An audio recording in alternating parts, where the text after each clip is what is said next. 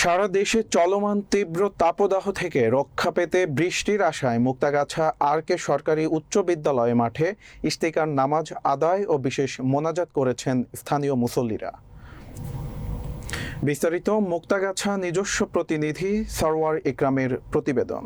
শুক্রবার বাদ জুম্মা মুক্তাগাছা আর.কে সরকারি উচ্চ বিদ্যালয় মাঠে খোলা আকাশের নিচে সালাতুল ইশতেকার নামাজ আদায় এবং বিশেষ মোনাজাত আদায় করা হয়। চলমান তীব্র তাপদাহে অতিষ্ঠ হয়ে উঠেছে জনজীবন, শুকিয়ে যাচ্ছে খাল বিল পুকুর। ইশতেকার নামাজে ইমামতি করেন কলেজ রোড জামে মসজিদের ইমাম ও খতিব আল্লামা আব্দুল হালিম কাশেমি।